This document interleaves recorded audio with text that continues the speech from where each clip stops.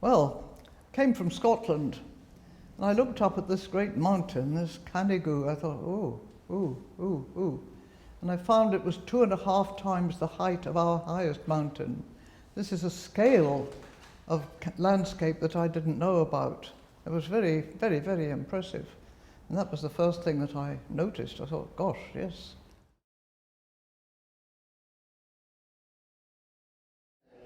I'm not sure that I remember meeting him for the very first time.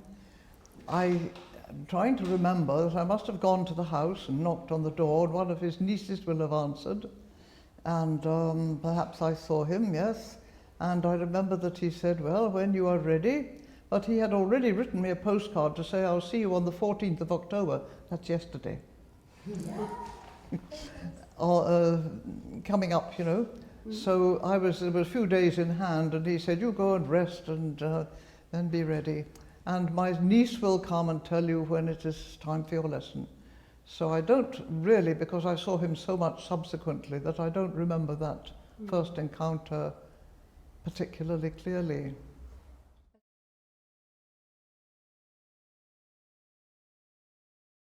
Yes, yes. So the first thing he said, you don't know what you're doing. And that was a bit of a shock, because no one had ever said that, but it was true and I knew it. So I was terribly pleased to hear it, really, relieved, and he's going to do something about it. He wasn't very willing about it, but he said, very well, we will try. I think you came here to perfect your Schumann concerto. I said, no, came to find about playing the cello. He said, oh, well, very well, we shall try. And at the end of the first year, you will have perhaps the beginnings of a basic technique. I was happy about that, because I knew that I needed to come out of the hole I was in.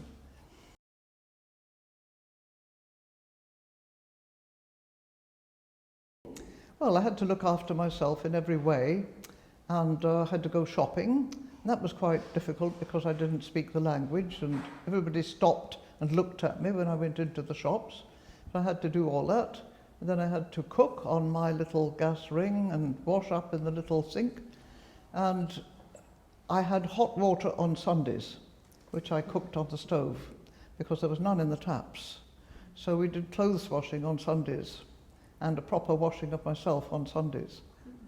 Where am I living? I'm living in a rooming house, and there were lots of rooms in this house which I didn't know. I had a big one on the ground floor, and my landlady let quite a number of rooms, and it was one of those with a very old-fashioned toilet, you know the kind, and a hole in the ground, and that was a bit unfamiliar. It was all very good. It worked very well. The whole thing worked very well. It was very noisy, because it was on the ground floor, and the windows would rattle when the traffic passed, and traffic did pass. The Route Nationale was pretty narrow, and it was full of trucks and things. And when I went on my bicycle later on, they said, you trying to get yourself killed? Because I was trying to share the road with them. Where did I practice? In my room. Yeah. And in the beginning, of course, I practiced an awful lot to be ready for my lesson. Didn't help.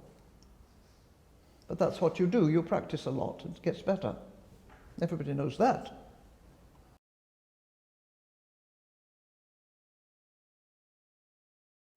Well, I had a grant, and because his fee was so high, it was only going to cover 10 lessons, and I had to make it last a year. So when I explained to him this situation, he said, oh, no, not very good, no, I don't like that. I said I didn't like it either, but we started off like that, and I think we only had about 3 lessons at 3-week intervals. He said, you must come every week. So I told him a story all over again about how it would, have to last, and he said, no, you come every week. And by February, I was on my last bit of money, and I said, I'm going to have to stop now. He said, no, you keep coming. But meanwhile, earlier on, before Christmas, I had said that I have to make this money last, and he said, but I give you 5 lessons. I thought, what, you give me 5 lessons? What do you mean? So I said, Christmas present, he said, Christmas present. So I got my Christmas present of 5 lessons, and then we went on, and altogether, I just went on coming because he said, keep coming. Fantastic. Mm-hmm. And I think sometimes what an extraordinary respect for me he had, when I didn't seem to merit, deserve any respect at all, but he knew I was serious. And from that moment, it was like kind of a partnership, both on the level, both like a couple of bricklayers working alone, working side by side on a project of that nature. No art involved, just practical stuff. And he said, I consider myself a manual worker.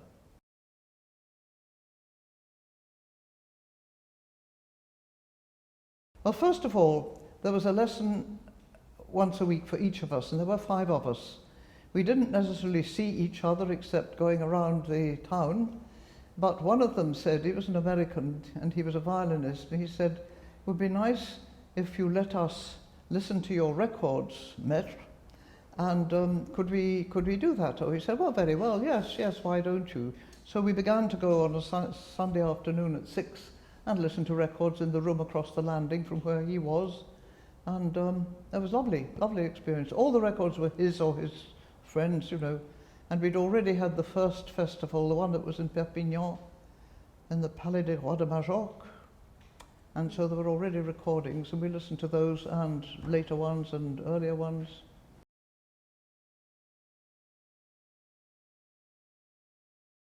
Well, they seemed to come in droves, and they didn't like the place. They didn't like these Catalans, they said, these dreadful Catalans. And they complained that the bathrooms weren't good enough and things like that. But they got used to it, and of course it was great for them, and completely changed the atmosphere because they were all milling about. And when I got talking to some of them, they said, you mean you've been here for 9 months? I said, yes, I have. And I said, I'm coming back. And they said, you're coming back? So they really couldn't believe that anyone of, you know, like themselves, that's to say, sophisticated and, you know, could live in a place like this. But Casals was living in a place like that. Of course he was, but he's different. Yeah. Well, it was his home. It was his homeland. Yeah.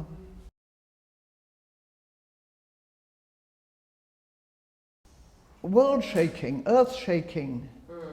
And now that I know all sorts of things about anatomy and neurology that I never knew then, I can see how up to date he was, how he understood reflexes because he had them himself. And he did say, he said it in the conversations with Jose Maria Corredor, that he was blessed with a good nervous system. And so he knew that he was blessed in some ways so that he could do things naturally, as we were saying earlier. Went on being able to do that.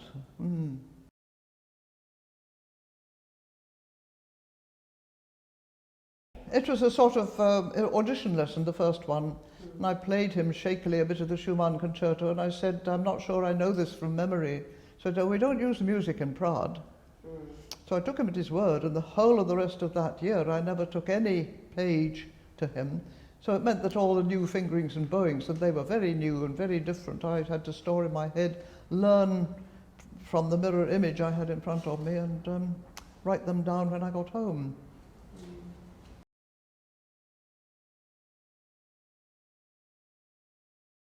So he said very few things, and one of the very first things he said, do only what is necessary, huh? And that doesn't mean that the grand gesture or the big attack is not necessary. Of course it is. You can't open the Dvorak concerto in a gentle kind of way, can you? So it's appropriate, and you don't do anything that isn't necessary, but a lot may be necessary. More, in fact, than I had ever used before, in some ways. More force and more strength and more energy.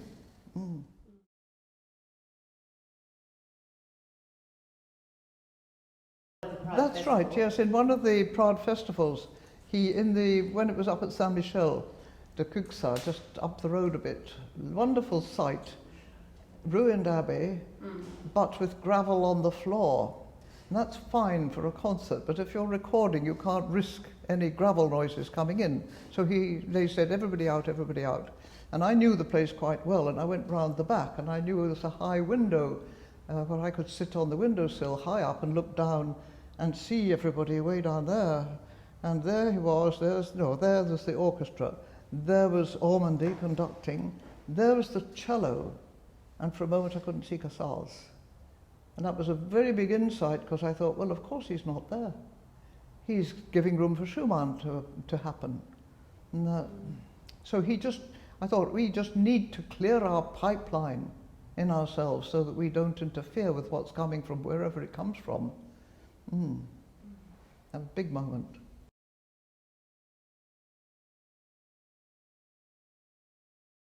Well, I think that you have no business to try to distort in any way whatsoever what the composer has written. It's for you to understand it and to reveal what is in the notes. It has got nothing to do with your personality. You get yourself out of the way, just as he did in the Schumann, out of the way. And of course, you will inevitably sound like yourself, because your filter is your filter and it's not anybody else's. Anyway, you do what you can with what the music tells you.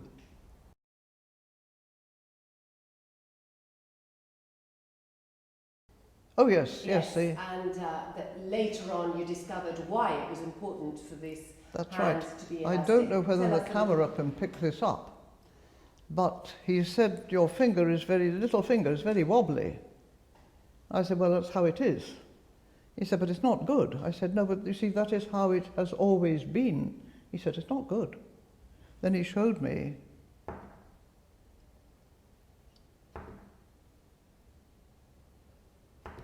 like a big chew. So there's a tremendous lot of stretch and taking away and extending the elastic until you let go, boom! And then it really makes a noise. My son likes me to do this to show off to people, because they can't do it. It's not local muscle development, it's use of the whole of yourself behind this little finger. Yes. I would say that comes from right down here, and all my back, because my arm has its roots in the whole of my back and the whole of my front developmentally, and so the whole of it is concentrated into the tip of each finger as it comes.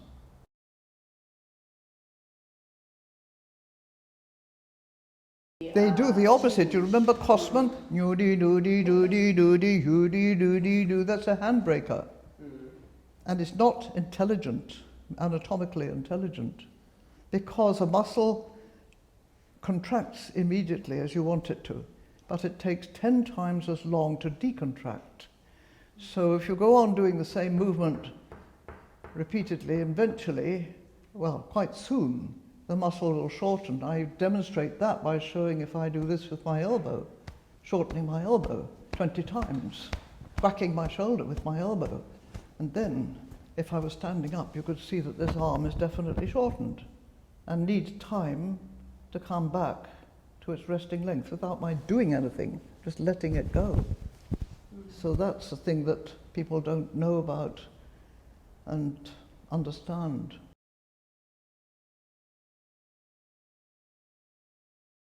Worked. Yes, he seemed to. As he said, he had a very good nervous system. He was blessed with a good nervous system. I remember when we began to study the nervous system in my Alexander technique training, somebody had drawn a brain on the blackboard. I thought, well, that's the brain. And then the teacher said, here is the central nervous system. And I had not thought of that. I thought the nervous system was the strings. But of course, this is the center of it, and everything emanates from there via the spinal cord. As many of us do when we're children. We don't question it, and it works, and then we mess it up.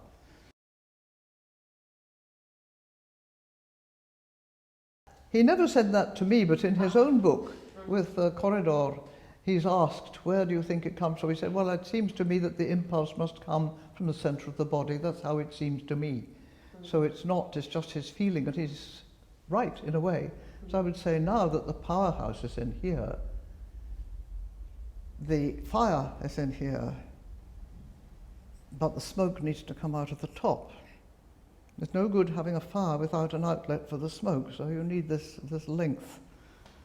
And as an Alexander teacher, I would say the head-neck-back relationship matters primarily. So it does, but that doesn't mean that the actual furnace isn't down in here.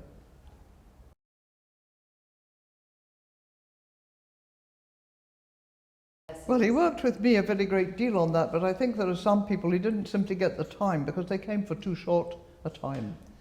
And he told me when I came back for my second year, and somebody else, one of his pupils said, you're going to be another whole year on the Haydn Sonata, you know, it's just as hard as the concerto in D, which had occupied the whole of the first year. So I thought, well, that's all right, I'll accept that. And I played him what I'd practiced. He said, well, now you have it, you have the intonation. So I was very pleased with that. And then he said, and then he wanted the next movement, and I hadn't looked at the next movement. So that's when we began to move really fast, but the first year. And he said, what he said was, you have the intonation. That for him was the most important thing. How every note is magnetically drawn to another note, the key note being the chief magnet, but in different degrees and according to the speed at which you're playing.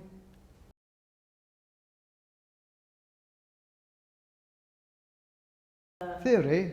Yeah. He didn't do theories, he only did experience. And out of experience you can sort of say, well, I suppose it always seems to be like that.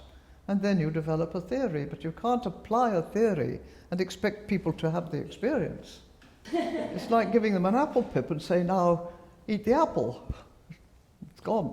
It's not, you know.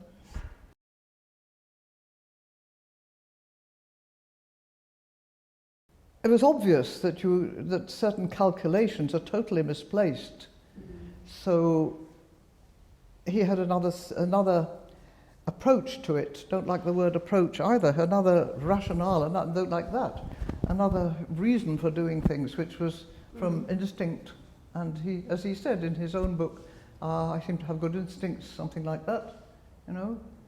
And you know, when he was 12 and his teacher wanted him to keep the elbow close to the side, he thought, that's rubbish, I'm not going to do that.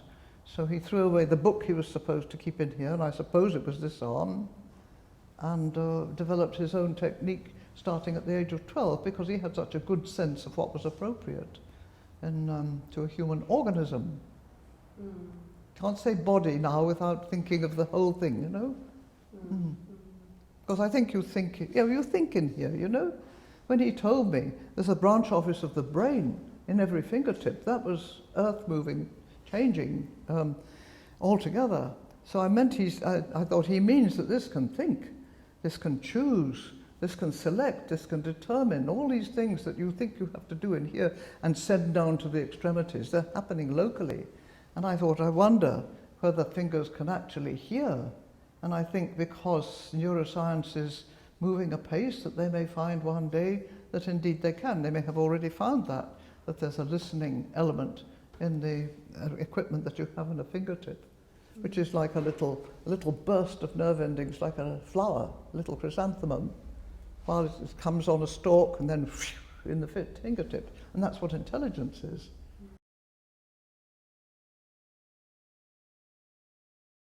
Well, I don't think you can separate them, because I think there's brain in, well, I know there's brain in here. So it's just listening to this end. The first note he took many attempts. I took many attempts before he said that F sharp is in tune. I didn't know. I couldn't tell the difference. And I came to be able to tell the difference, and that's why it took till the next year for him to say, now you have the intonation, because I didn't know for some time when it was right, because I hadn't got my ear finely tuned enough.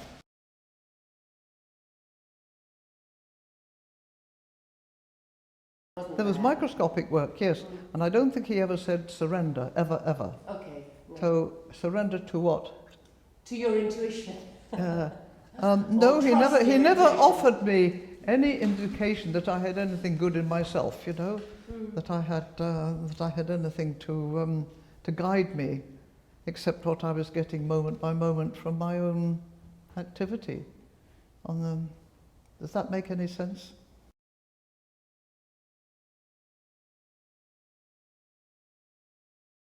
No studies, because what is a study? It gives you some particular thing to emphasize and to work upon, and all the rest is out in limbo. He never ever did that.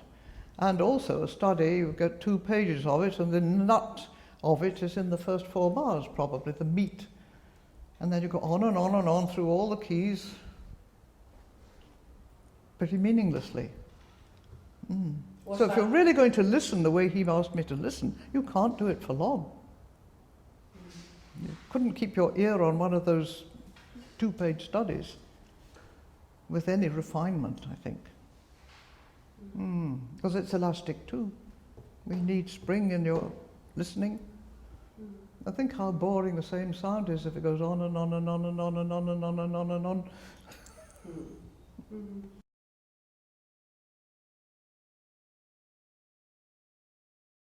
What was interesting was that when I sat there, he had changed nothing. He didn't say, I think we need a bit more end pin, I think you should be turning this way or not, because it was all a function of the playing. It all was influenced by the playing. And if there was any change, the other thing, of course, was that I was looking at him all the time. So I wasn't being look at my fingers, as I used to do. In spite of my teacher saying, don't look at your fingers, I thought, she's never going to know. She did. So I looked at him, and I listened to him, and the focus was very much, and you take in a very great deal more than you know you're taking in, watching. The osmosis as well.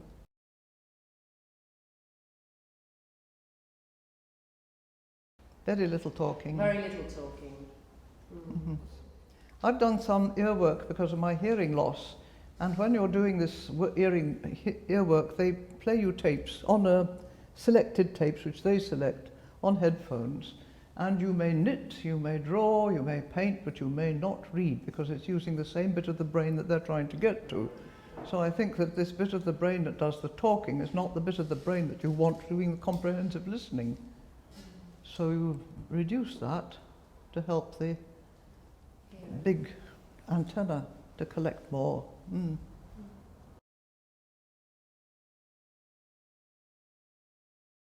No, what happened was, I'm playing this note and I'm sort of getting ready for the next. He said, what can you do about this, the next note, while you're playing this one, eh? And I said, nothing. He said, that's right. And you hear that all the time. I think that's the single worst habit that musicians have, is listening ahead, and they're taught to do that. And what was extraordinary was after that first 9 months, because that was the academic year, I had not seen a note of music on a page. And I went to sight read something with some people, and I looked at the page, I thought, what's this? What's this?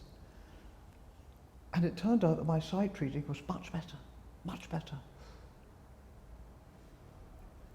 So it's not always a question of doing more of what you're trying to do. It may be there may be a side road in.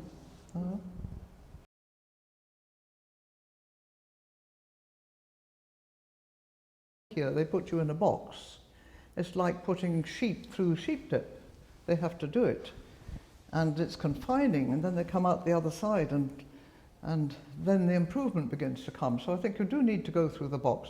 And when I was doing my Alexander teacher training for musicians, I started with 20 because I thought amateurs have such a lot to contribute.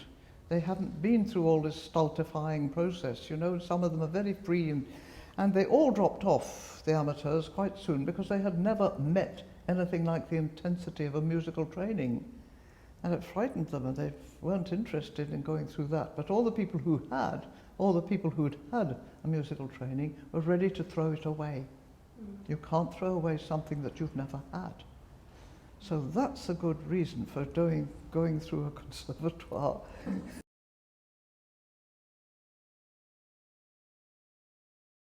Well, you will have something to throw away, yes.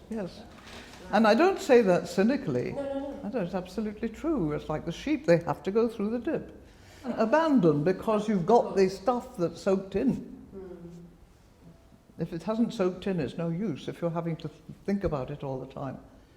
But yes, you think, I can step outside this box now.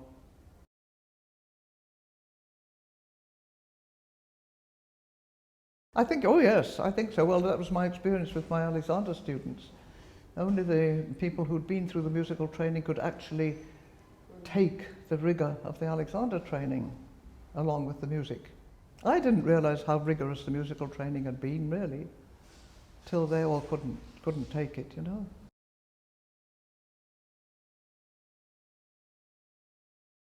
Was that he would use it as a paintbrush, And he was very clever in choosing bowings. We talked a little about fingerings that will actually give you shape. By their nature, you get spring, and when you have a stretch, you get a recoil naturally, and you use that, and the whole thing is much more lively. And the idea that being close to something is going to make it safe is ill-conceived, because the muscle with a degree of stretch on it sends more information to the brain. So it's a cleverer finger if you've got a bit of stretch on it. It's more intelligent. And the bow, he used to do lovely bowings that sometimes he would take where you would have a lot of notes all in the same bow. He would suddenly give you a little backstitch in the middle, and it aerated it. It didn't make it less legato, but it aerated it. And he was very clever in devising bowings that would allow you to come to the end of the phrase with nothing to spare. So you never had to manage, you never had to manipulate. You managed it in advance, but you never had afterwards to sort of correct, to make corrections, because it was all built in to the scheme.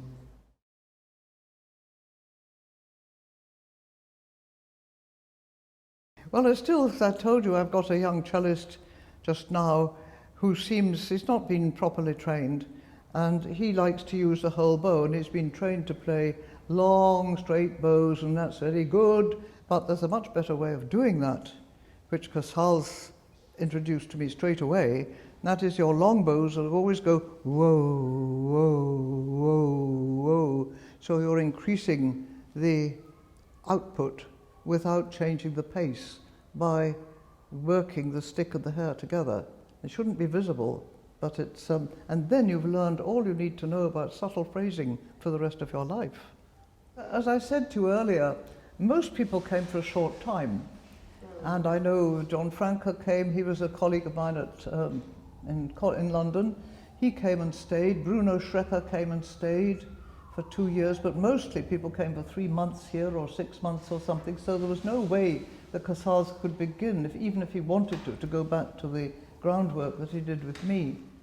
Even schools are a bit of a sort of box, yes. On the other hand, when you have someone like my young Canadian who has no school at all, it's probably better to have something. Stick him in a box. And then you can expand it and get out of it, move beyond it, yeah. So I do think that's true. I think that you need a training so that you can afterwards say, well, I'll keep this and I'll abandon that.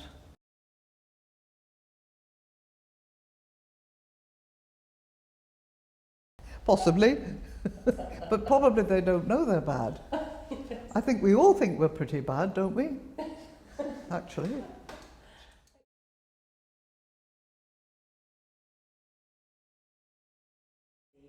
Do only what is necessary, huh?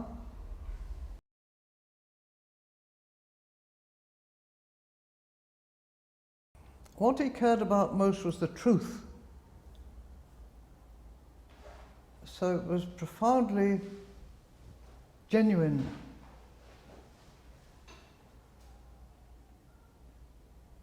And from his roots. I don't mean his historical roots, I mean his own personal roots.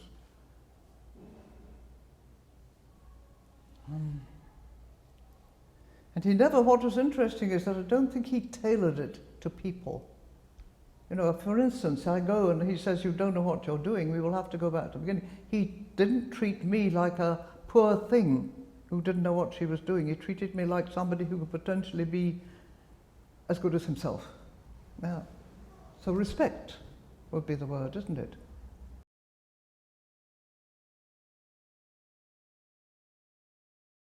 That it's got to be true, and it's got to be universal, and it's never ever none to please them. Will that do?